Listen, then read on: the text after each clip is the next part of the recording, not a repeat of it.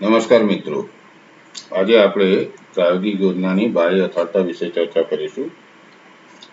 External validity of experimental design.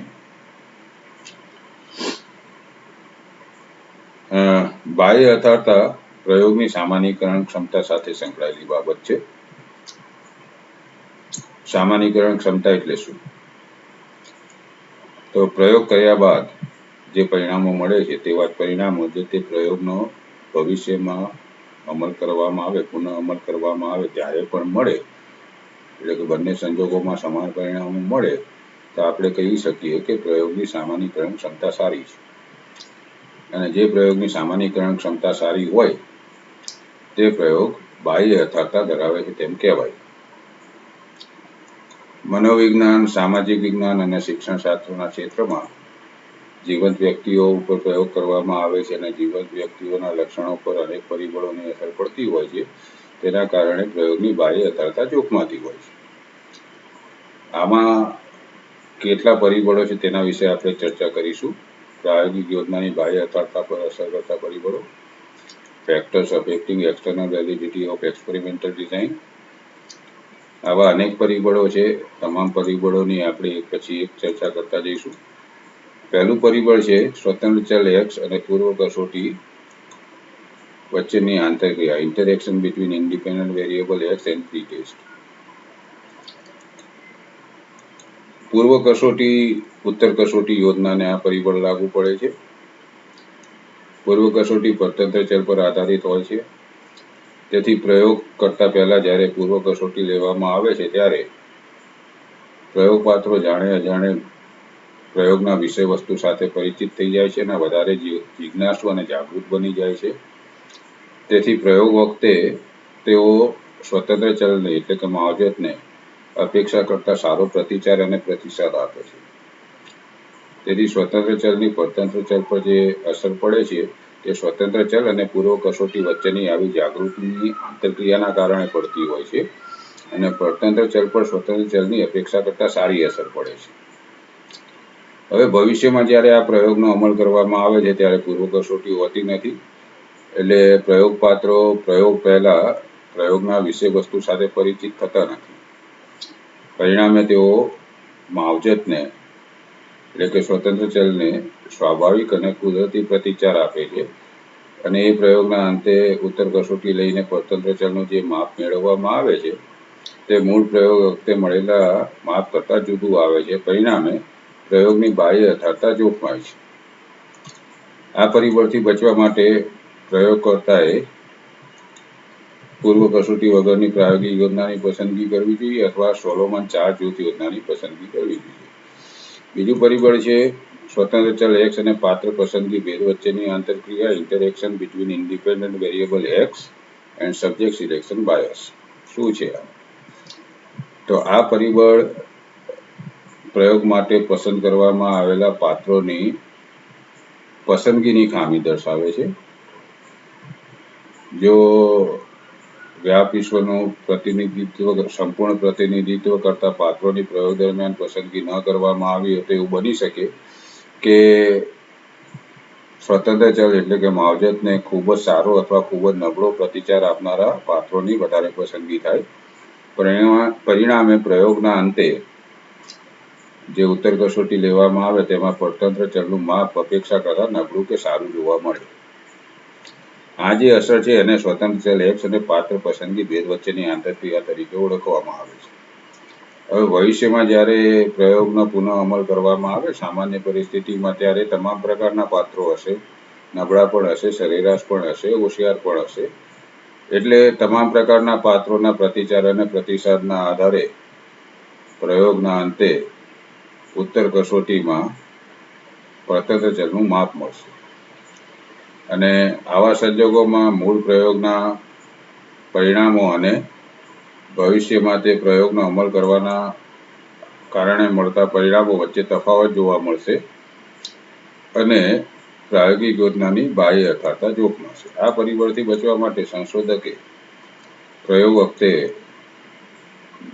પાત્રોની પસંદગી કરતી વખતે ધ્યાન રાખવું જોઈએ કે વ્યાપ વિશ્વનું સંપૂર્ણ પ્રતિનિધિત્વ કરતા હોય તેવા પાત્રોની પસંદગી થાય.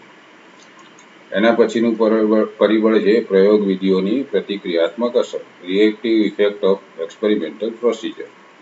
શું કહેવા માંગે છે? આપણે જાણીએ છીએ કે પ્રયોગ દરમિયાન પ્રયોગ કરતા સ્વતંત્ર ચલની પરતંત્ર ચલ પર પડતી ચોખ્ખી અસર તપાસવા માટે એવા અનેક અન્ય ચલો અને પ્રાસંગિક ચલો પર નિયંત્રણ મૂકે છે કે જેની પરતંત્ર ચલ પર અસર પડી શકતી હોય પણ આપણી અભ્યાસ ક્ષેત્રની બહાર ના હોય. એટલે આવા પરિબળોને નિયંત્રિત કરે છે, આવા ચલોને નિયંત્રિત કરે છે અને પ્રયોગ પાત્રોને માવજત આપે છે, સ્વતંત્ર ચલનું પરિચાલન કરે છે. એટલે કે પ્રયોગ પાત્રોની સામે વિશિષ્ટ પરિસ્થિતિનું નિર્માણ કરવામાં આવે છે. એટલે પ્રયોગ પાત્રો વિશિષ્ટ પરિસ્થિતિમાં તેમના પ્રતિચાર અને પ્રતિસાદ આપે છે. હવે જ્યારે આ પ્રયોગનો ભવિષ્યમાં અમલ કરવામાં આવે છે ત્યારે ભવિષ્યનો જે પ્રયોગ કરતા હશે તે આવા બાહ્ય ચલોને નિયંત્રિત કરવાનો પ્રયત્ન નહીં કરે. પરિણામો એ વખતે પ્રયોગ પાત્રોના લક્ષણ પર સ્વતંત્ર ચલ એટલે કે માવજતની સાથે સાથે આવા બાહ્ય ચલોની પણ અસર પડશે.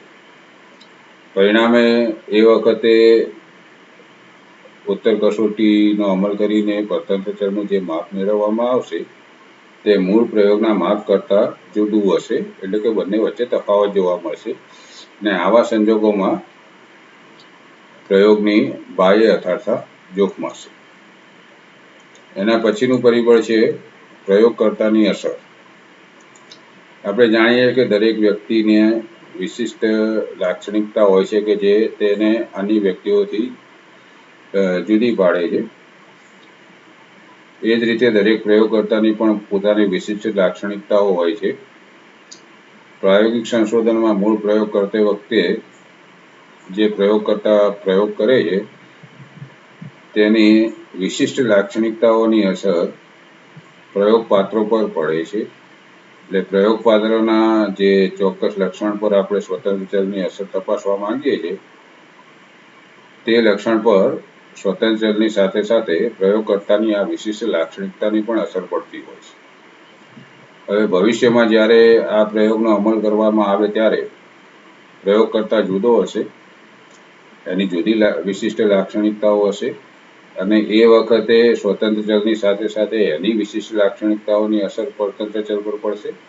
આવા સંજોગોમાં મૂળ પ્રયોગ અને ભવિષ્યમાં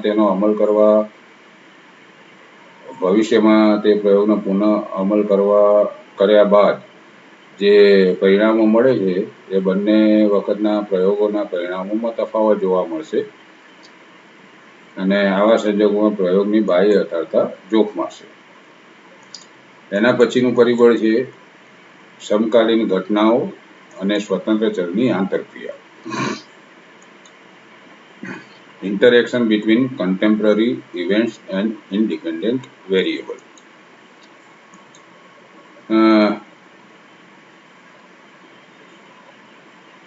પ્રયોગ દરમિયાન કોઈ એવી વિશિષ્ટ ઘટના બની જાય કે જેની પરતંત્ર ચલ પર સીધી અસર પડતી હોય અને આવા સંજોગોમાં પ્રયોગ કરવામાં આવે ત્યારે પરતંત્ર ચલ પર સ્વતંત્ર ચલની સાથે સાથે આવી વિશિષ્ટ ઘટનાની પણ અસર પડે છે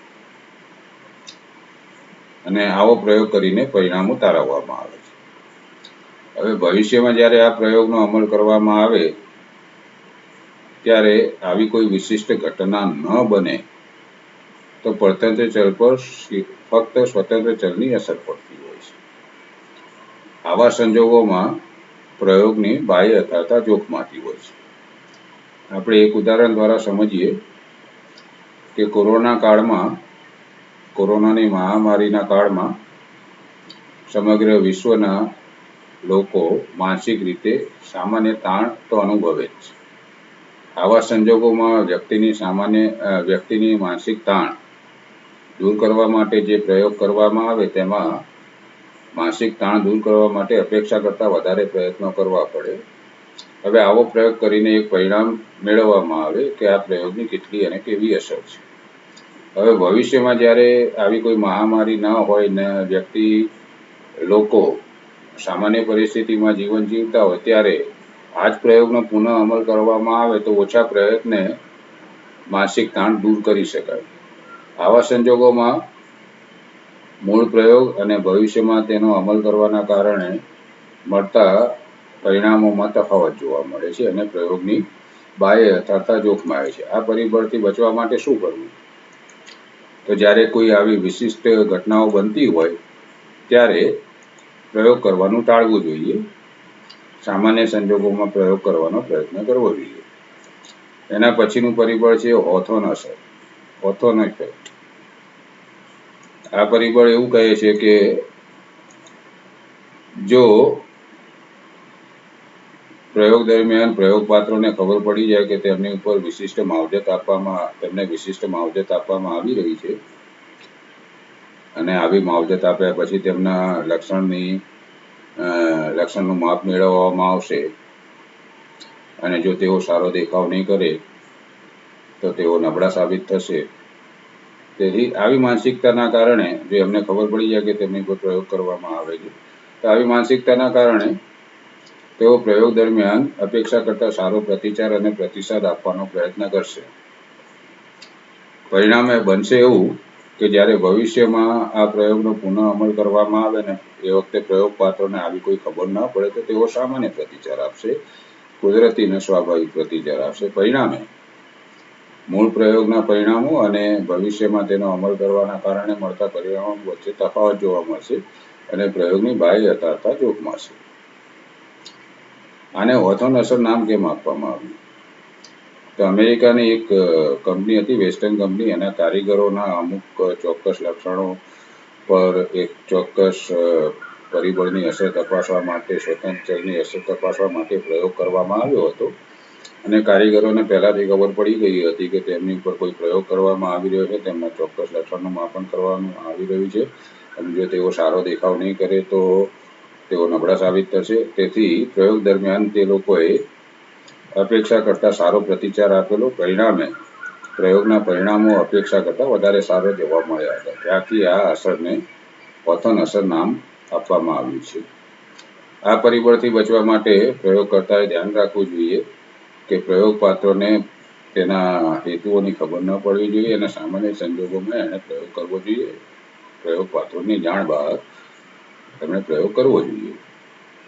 એના પછીનું પરિબળ છે બહુવિધ માવજતનો અવરોધ, મલ્ટિપલ ટ્રીટમેન્ટ ઇન્ટરફરન્સ. આ પરિબળ એવા પ્રયોગને લાગુ પડે છે કે જેમાં સ્વતંત્ર ચલ એટલે કે માવજતની એક કરતાં વધારે માવજત આપવાની થતી હોય. અમુક પ્રયોગોમાં એવું બને છે કે માવજત જુદા જુદા તબક્કાઓમાં આપવામાં આવતી હોય છે. હવે જો એક કરતાં વધારે માવજત આપવામાં આવે, જે ક્રમમાં અલગ અલગ માવજત આપવામાં આવે એ જ ક્રમમાં ભવિષ્યમાં માવજત ન આપવામાં આવે ત્યારે મૂળ પ્રયોગના પરિણામો અને ભવિષ્યમાં તેનો અમલ કરવાના કારણે મળતા પરિણામો વચ્ચે તફાવત જોવા મળશે. આ બાબત આપણે એક ઉદાહરણ દ્વારા સમજીએ કે દાખલા તરીકે વિદ્યાર્થીઓની લેખન ભૂલો સુધારવા માટે એમને 3 પ્રકારની માવજત આપવામાં આવે છે. એક તો એમની જોડણીની ભૂલો સુધારવા માટેની માવજત આપવામાં આવે છે, તેમની વ્યાકરણ શુદ્ધિ માટેની માવજત આપવામાં આવે છે અને અવતરણ ચિહ્નોના યોગ્ય ઉપયોગ અંગેની માવજત આપવામાં આવે છે. આ ક્રમમાં માવજત આપવામાં આવે છે અને તેમની લેખન ભૂલો પર આ માવજતની કેવી અને કેટલી અસર પડે છે તેની તપાસ કરવામાં આવે.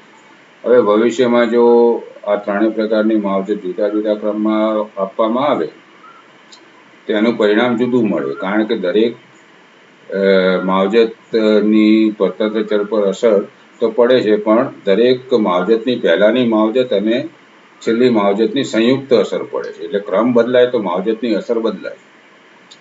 અને જો આવા સંજોગો ઊભા થાય કે મૂળ પ્રયોગમાં જુદા ક્રમમાં માવજત આપવામાં આવે અને ભવિષ્યમાં જુદા ક્રમમાં માવજત આપવામાં આવે તો પ્રયોગની બાહ્ય યથાર્થતા જોખમાય છે. આ પરિબળથી બચવા માટે શું કરવું? તો જે ક્રમમાં મૂળ પ્રયોગ વખતે માવજત આપવામાં આવ્યું હોય તે જ ક્રમમાં ભવિષ્યમાં પણ માવજત આપવી જોઈએ. એના પછી છે પ્લેસિબો અસર, પ્લેસિબો ઇફેક્ટ. શું છે? તો જે પ્રાયોગિક યોજનામાં પ્રાયોગિક અને નિયંત્રિત જૂથ બંને હોય તે યોજના પર આ પરિબળ અસર કરે છે. પ્રાયોગિક જૂથને વિશિષ્ટ માવજત આપવામાં આવે છે અને નિયંત્રિત જૂથને કોઈ માવજત ન આપવામાં આવે તો નિયંત્રિત જૂથના પાત્રોને એવું લાગ્યા કરે છે કે તેમની સાથે અન્યાય થઈ રહ્યો છે અથવા તો તેમને પ્રાયોગિક જૂથના પાત્રો કરતા જુદી રીતે એમની જોડે વ્યવહાર કરવામાં આવે છે, તેથી તેઓ પ્રયોગ પ્રત્યે ઉદાસીન બની જાય છે અને પ્રયોગ દરમિયાન નિયંત્રિત જૂથના પાત્રો અપેક્ષા કરતા નબળો પ્રતિચાર અને પ્રતિસાદ આપે છે. તેથી પ્રયોગના અંતે જ્યારે પ્રાયોગિક જૂથ અને નિયંત્રિત જૂથના પાત્રોના દેખાવના આધારે પ્રયોગ બળની અસર તપાસવામાં આવે છે, ત્યારે પ્રાયોગિક જૂથના પાત્રો અને નિયંત્રિત જૂથના પાત્રોના દેખાવમાં અપેક્ષા કરતાં ખૂબ મોટો તફાવત જોવા મળે છે. પરિણામે એવું સિદ્ધ થાય છે કે પ્રાયોગિક જૂથને જે માવજત આપવામાં આવી છે તે ખૂબ અસરકારક છે. હવે આ પ્રયોગનો જ્યારે ભવિષ્યમાં અમલ કરવામાં આવે ત્યારે આવી કોઈ પરિસ્થિતિ હોતી નથી. તેથી ભવિષ્યમાં જે પરિણામ મળે છે તે મૂળ પ્રયોગના પરિણામ કરતાં જુદું મળે છે, કારણ કે ત્યાં આગળ પ્રયોગ પાત્રોમાં આવી કોઈ માનસિકતા જોવા મળતી નથી અને શક્ય છે કે ત્યાં આગળ નિયંત્રિત જૂથ ન પણ હોય. અને આવા સંજોગોમાં ભવિષ્યમાં પ્રયોગ પાત્રો પર માવજત આપ્યા બાદ પ્રયોગ પાત્રોને માવજત આપ્યા બાદ સ્વતંત્ર ચલનું જે માપ મેળવવામાં આવે છે એ માપ મૂળ પ્રયોગમાં જોવા મળતા પ્રાયોગિક જૂથ અને નિયંત્રિત જૂથના દેખાવ વચ્ચેના મોટા તફાવત જેવો નથી હોતો. પરિણામે પ્રયોગની બાહ્ય યથાર્થતા જોખમાય છે. આને પ્લેસિબો નામ કેમ આપવામાં આવ્યું?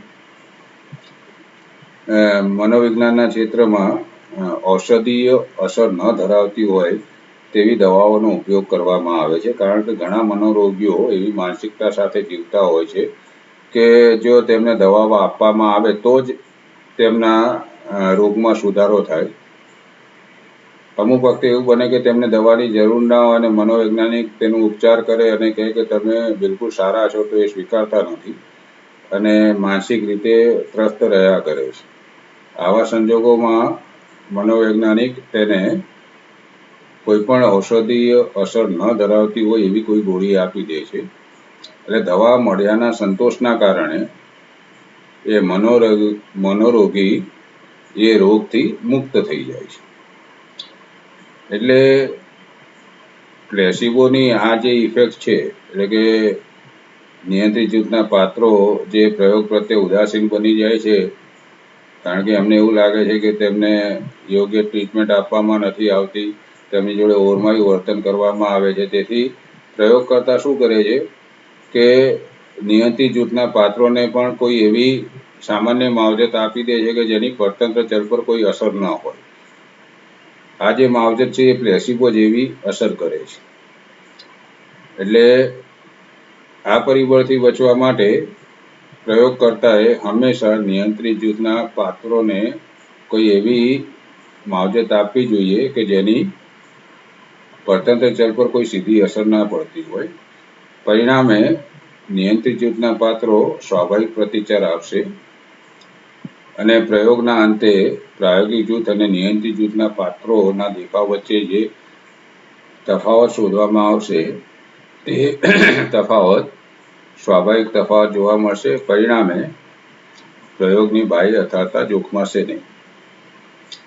હવે આપણે એના પછીનું પરિબળ જોઈએ. એના પછીનું પરિબળ છે ઉત્તર કસોટી પ્રત્યેની સંવેદનશીલતા.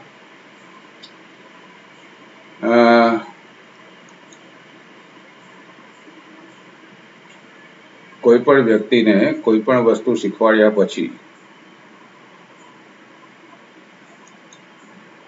તેણે શીખેલી બાબતોનો તાત્કાલિક અમલ કરવામાં આવે તો શીખેલી બાબત એને લાંબા સમય સુધી યાદ રહે છે.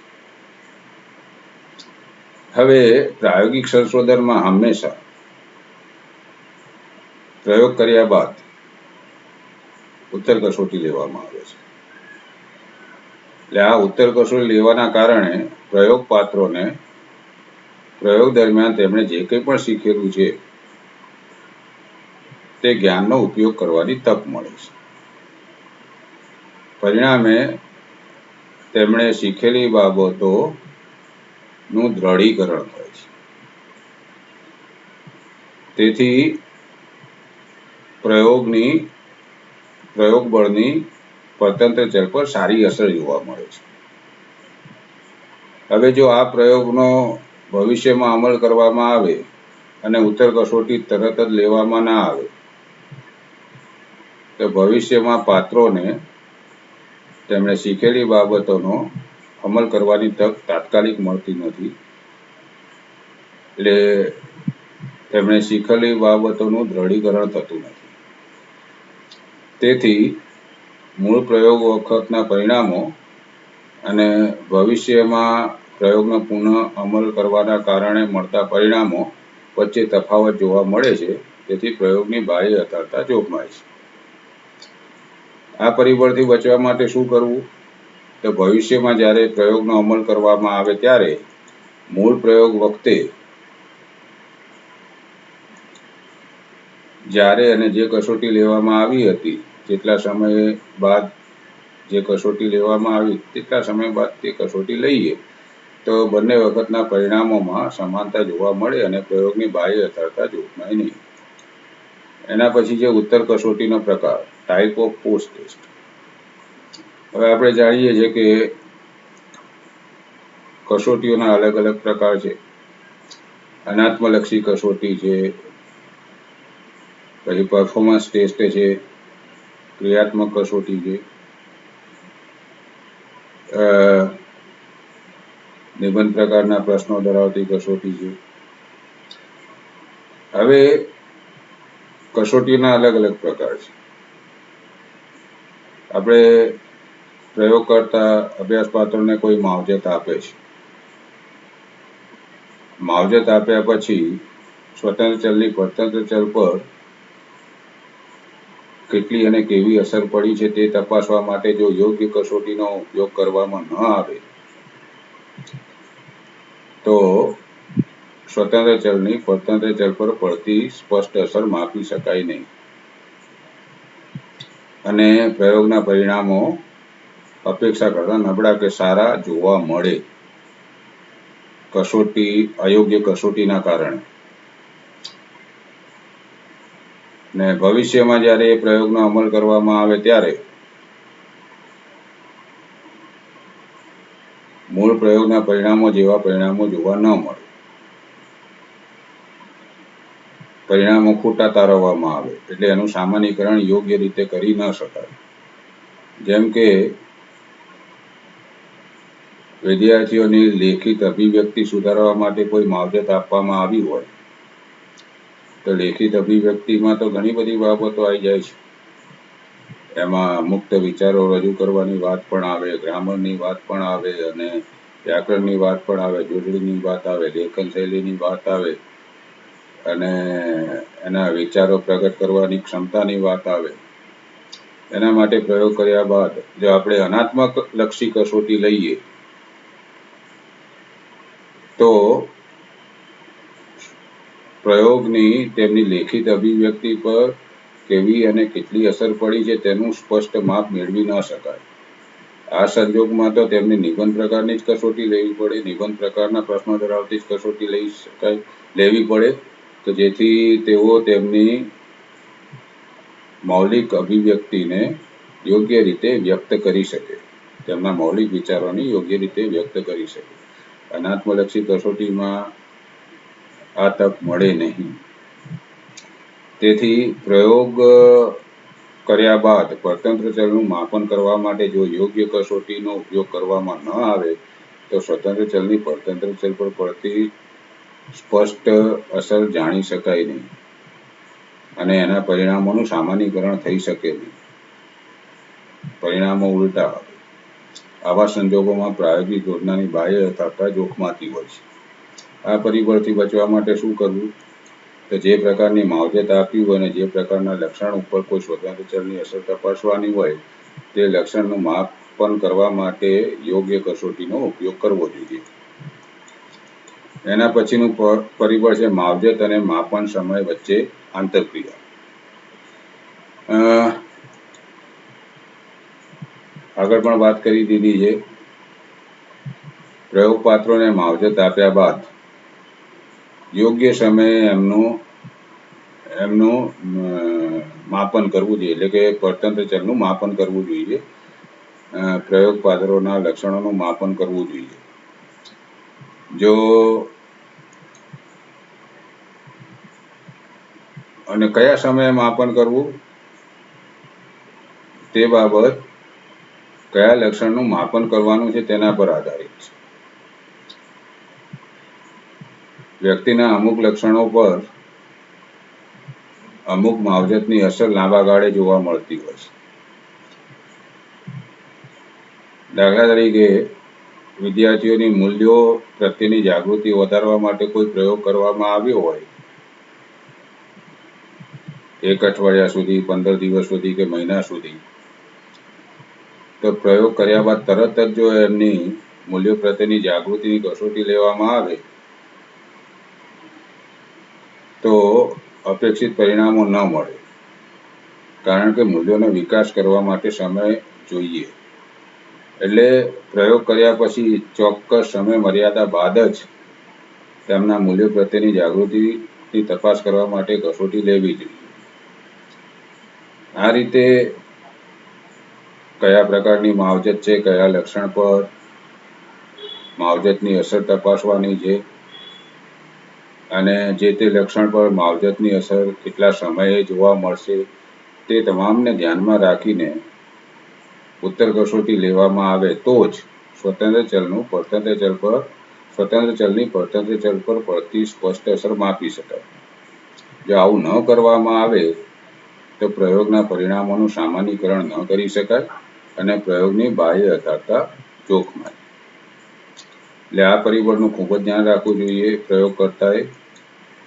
એના પછીનું પરિબળ છે નાવીન્ય અને વિક્ષેપન અસર. જો કે આપણે આગળ આના સંદર્ભમાં વાત કરી ગયા છીએ કે પ્રયોગ દરમિયાન વિશિષ્ટ પરિસ્થિતિનું નિર્માણ કરવામાં આવે છે. અનેક બાહ્ય ચલો પર નિયંત્રણ મૂકવામાં આવે છે. અનેક એવા પરિબળો જે પરતંત્ર ચલ પર અસર કરી શકે અને નિયંત્રિત કરવામાં આવે છે. અને પ્રયોગ પાત્રોને વિશિષ્ટ પરિસ્થિતિમાં મૂકવામાં આવે છે અને એમને અહેસાસ થાય છે કે એમને વિશિષ્ટ પરિસ્થિતિમાં મૂકવામાં આવ્યા છે. આ વિશિષ્ટ પરિસ્થિતિની અસર હકારાત્મક પણ પડે અને નકારાત્મક પણ પડે. કોઈ નવી પરિસ્થિતિ, નોવેલ્ટી જોવા મળે છે, તેની વિધાયક અસર હોય તો પ્રયોગ પાત્રો પ્રયોગ બળને અપેક્ષા કરતા સારો પ્રતિચાર આપે. અને આવી નવી પરિસ્થિતિમાં પ્રયોગ પાત્રો અનુકૂળ ન થતા હોય તો પ્રયોગ બળને અપેક્ષા કરતા નબળો પ્રતિચાર આપે. પરિણામે પ્રયોગના અંતે, જેને આપણે વિક્ષેપન અસર કહીએ, નબળો પ્રતિચાર, પરિણામે પ્રયોગના અંતે સ્વતંત્ર ચલનું જે માપ મેળવવામાં આવે તે સ્વતંત્ર ચલની સ્પષ્ટ અસર ન દર્શાવે અને આવા પ્રયોગની સામાન્યીકરણ ક્ષમતામાં ઘટાડો થાય અને પ્રયોગની બાહ્ય યથાર્થતા જોખમાય. તો મિત્રો, આપણે અહીંયા હમણાં સુધી પ્રાયોગિક યોજનાની બાહ્ય યથાર્થતા પર અસર કરતા પરિબળો વિશે ચર્ચા કરી છે. આ તમામ પરિબળો એક પછી એક આપણે યાદ કરી લઈએ. આ પરિબળો આ પ્રમાણે છે: સ્વતંત્ર ચલ x અને પૂર્વ કસોટી વચ્ચેની આંતરક્રિયા. પહેલું પરિબળ હતું interaction between independent variable x and pre-test. બીજું પરિબળ હતું સ્વતંત્ર ચલ x અને પાત્ર પસંદગી ભેદ વચ્ચેની આંતરક્રિયા, ઇન્ટરેક્શન બિટવીન IV એટલે કે independent variable x and subject selection bias. ત્રીજું પરિબળ હતું પ્રયોગ વિધિઓની પ્રતિક્રિયાત્મક અસર, reactive effect of experimental procedure. ચોથું પરિબળ હતું પ્રયોગકર્તાની અસર, એક્સપેરિમેન્ટર્સ ઇફેક્ટ. પાંચમું પરિબળ હતું સમકાલીન ઘટનાઓ અને સ્વતંત્ર ચલની આંતરક્રિયા, interaction between contemporary events and independent variable. છઠ્ઠું પરિબળ હતું હોથોન અસર, હોથોન ઇફેક્ટ. સાતમું પરિબળ હતું બહુવિધ માવજતનો અવરોધ. એના પછીનું પરિબળ હતું પ્લેસિબો અસર, પ્લેસિબો ઇફેક્ટ. પછી ઉત્તર કસોટી પ્રત્યેની સંવેદનશીલતા, પોસ્ટ ટેસ્ટ સેન્સિટાઇઝેશન. ઉત્તર કસોટીનો પ્રકાર, ટાઈપ ઓફ પોસ્ટ ટેસ્ટ. માવજત અને માપન સમય વચ્ચે આંતરક્રિયા. અને છેલ્લું પરિબળ હતું નાવીન્ય અને વિક્ષેપન અસર, નોવેલ્ટી એન્ડ ડિસ્રપ્શન ઇફેક્ટ. તો આ રીતે આજે આપણે પ્રાયોગિક યોજનાની બાહ્ય યથાર્થતા પર અસર કરતા પરિબળો વિશે ચર્ચા કરી. હવે પછી આપણે કોઈ નવા મુદ્દા સાથે ફરીથી મળીશું. ત્યાં સુધી ગુડ બાય, આવજો, stay home, stay safe. Thank you.